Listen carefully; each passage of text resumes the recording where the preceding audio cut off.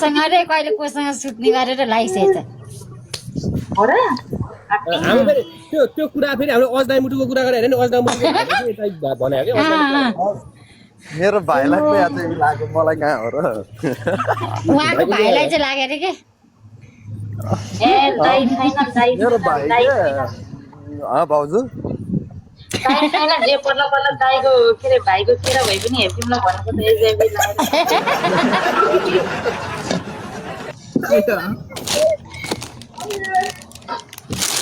म पनि छाडा पनि भइसक्यो भाइ म त बोल्दिनँ अब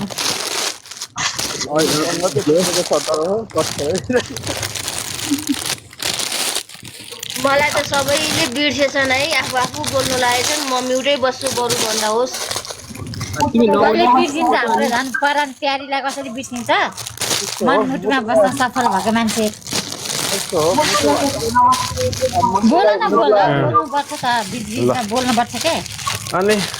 भाउजू सन्चै हुन्छ नि खोकी लाया छ हल्का बिजी पनि छु ओइ व्यापारी भन्न त मसँग रिसाएको होस् नि तँलाई तल झारिन्छ पक तसरी जाको त ठोक्छु अहिले तर हजुर एकैछिन म चलाएको है मोडमा चलाएको है बल्ल बल्ल बल्ल मेरो बुढी आएको छ यार बुढीसँग बस्छु नि म यार मेरो बुढी जति सबै तपाईँ नि व्यापारी मुटु कहाँ बिचरामा सोझो मान्छे यो बाइक कोही छैन है मेरो त सबै भनेको मुनि मेरो त बुढी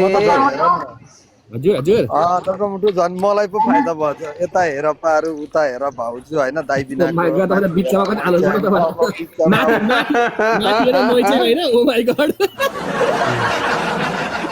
कसको कता के हेर्नु अब गाह्रो के मेरो पनि त्यस्तै छ दाइले चाहिँ बिगारिदिनु भएछ अब के भन्नु भाउजूहरू पनि अब धेरै नाचमा रुनु पर्छ फेरि त्यतिकै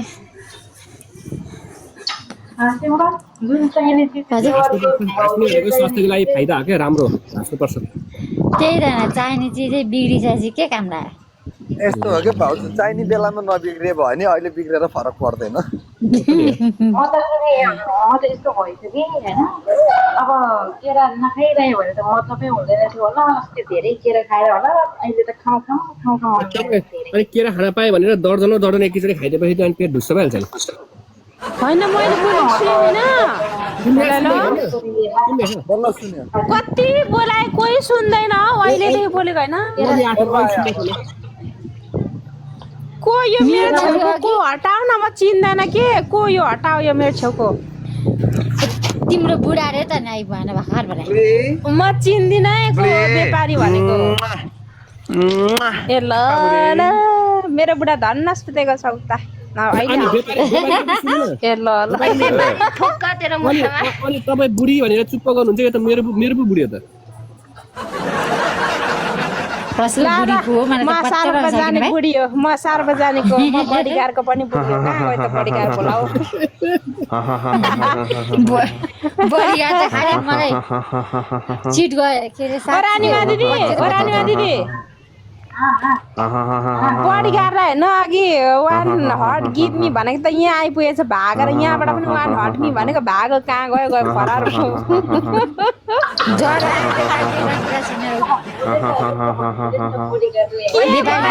भयो चाहिँ के भयो 102 डिग्रीको ज्वरो भूत लाग्यो धारा भूत झारा यसका पनि सानो भाइलाई क्यान्सर लाग्न आँटे जस्तो छ के अरे के लाग्न आँट्यो रे एचआइभी लाग्ने लक्षण हो क्या यो चाहिँ सानो भाइलाई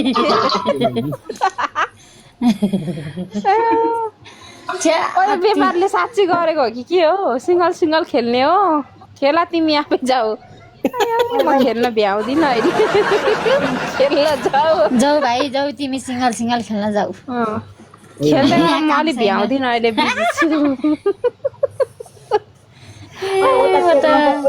होइन यो व्यापारी चाहिँ साँच्ची त्यस्तै गरेको कि रेला गरेको यो व्यापारले त्यस्तै गरे हो के ज्वरो आएको एक्टिङ मुन्साली ए म त धामी निस्किनु आँट कि भनेर नि ए मुन्साली हजुर भेना हजुर भेना सिंगल खेल्न नि के मजा आउँछ र खेले त डबलै खेल्ने हो नि हैन सिङ्गल खेल्दा त म त सिङ्गल त खेलाउँदा निदाउँदो रहेछु घरि त सिङ्गल खेल्छु कि भेना सिङ्गल खेल्छु भनेर जाँगर चलाएर यसो खेल्नु त खोज्छु निदाउँदो रहेछु यता सुन्न मुन जसले जे सुके भन्नुहोस् होइन सिङ्गल नखेल्ने मान्छे कोही पनि हुँदैन त्यही त म त खेलिदिन्छु कहिले खेल्छु बिहान उठ्दाखेरि निदाउँदो रहेछु खेलाउँदै खेल्दै म त त्यत्रो केरा खाएर आएको मान्छेले दुईचोटि खेलिसक्यो यदि डाक्टर मुटु हाम्रो रानी माया दिदीको त होइन यहाँ बस्दा त हिरा थियो उता के अरे दरेर चाँदी बनाएर ल्याएको छ पित्तल बनाएर ल्याएको छ हैन मैले त सुन्नमा त यो सुन्नमा पो आएको थियो त अब भाउजू यताबाट जाँदाखेरि चाहिँ दुलो लिएर गएको उता चाहिँ ठुलो परेर आउनुभएको छ भन्ने सुनेको थिएँ मैले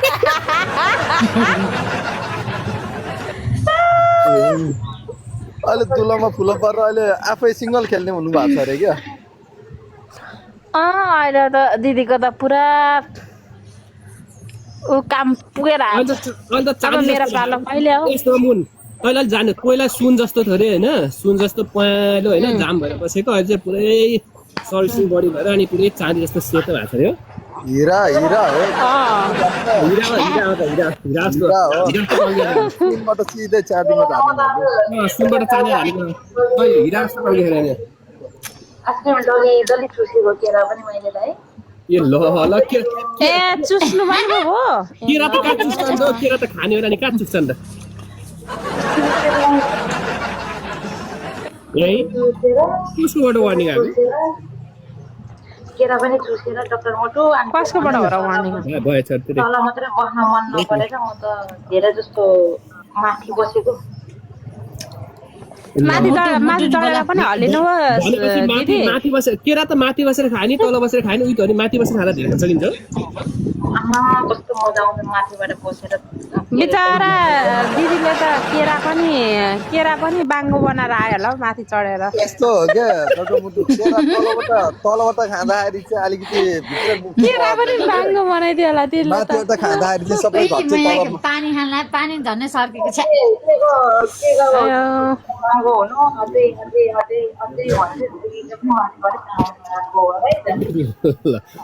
भनेपछि कस्तो केरा छ केरा पनि बाङ्गी छ भने होइन के अब तलबाट त सिधै केरा हाले कि सिधा केरा थियो होला यत्रो मोटो दिदी माथि गएर हलिन्न केरा बाङ्गो पारेर बोटे अनि केरा त मुखमा हाल्ने होइन केरा मुखमा हालेर नि हल्लिनुपर्छ र के कुरो ए मुखमा हालेर चाहिँ होइन म त अरूतिर हालेर हो कि भनेर नि यता हाततिर अचानक भेनालाई ऊ जाँगर चलिसक्यो भाइ बाङ्गे केरा बल्ल बाङ्गे केरा रहेछ नि त भेना तपाईँको त्यस्तै बाङ्गे केरा कसम त्यो एक्लै खेल्दा यस्तो भइसकिन्छ यार बिचरा जेस होइन डाक्टर मुटु सुन्नु न भन्न जेस भेनाको ल्याप्चे हान्ने बेला चाहिँ त्यतातिर हान्न लाउनु पर्छ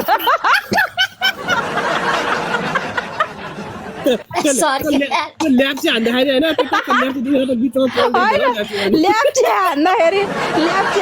होइन ल्याप्चे हान्दा यताको सबै हराएर तलतिर भाइतिर ल्याप्चे सबै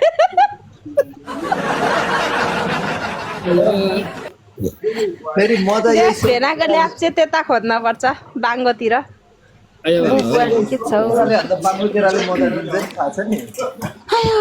मर्यो म त हाँसेर मरे बिजक छ वेलकम ब्याकै उला लाग्नु थियो वेलकम ब्याक माफी कप अर्क्यो यहाँ मलाई विलास वेलकम छ है विलास धेरै पछि रमाइलो भयो गर्नुपर्छ